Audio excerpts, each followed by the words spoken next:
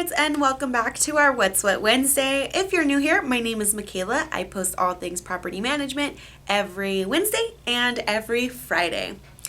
So today's what is going to be, what can I check criminal history for? It's always best practice to make sure that you are conducting background checks, especially criminal background checks, for an applicant who is applying for your property. I wanted to touch on the things that you actually can check for a criminal background. It's a lot easier sometimes, or it's more accessible to check federal criminal background checks. However, things usually don't come up as much. So it might be more helpful if you check the county for where your property is and for where they previously lived as well, if they lived in different counties.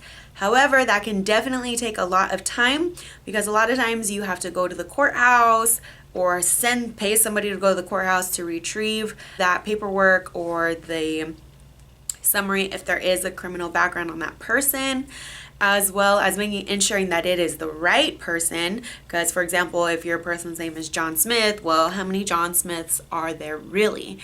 And then on top of that, you want to make sure that you are checking for the right things. For somebody who maybe got convicted of arson, is definitely somebody you don't want to rent to, or is a red flag, rather than somebody who got a first-time DUI.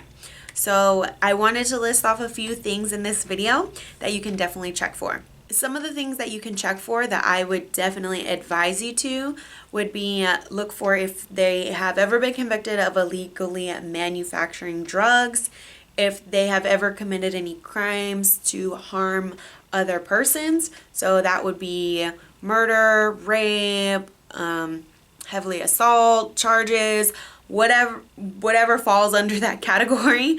And then, of course, if they committed arson. Those top three things, I highly doubt you want somebody in your property who has any of those on their current criminal record for their background check. Now, remember, when you are doing these background checks, that it is also handy to have that in your screening criteria. Remember, if you have not watched our video on setting a screening criteria, go do so right now, because you need to make sure that you are having a consistent written screening criteria for what you're checking every time. That includes criminal background checks. So you want it listed what they can be denied for as far as a criminal background check, because there are so many protected classes in California, and like I've always said, you never want any type of subjectivity in your screening criteria. You want to make sure that you're following it consistently every single time to make sure that you're remaining completely objective. All right, landlords, that is going to be it for our What's What Wednesday. If you have any more questions regarding what you can look for or tips for checking criminal history, or if you have any other questions property management related, please feel free to go ahead and leave them in the comments below, so that way I can shout you out on one of our videos.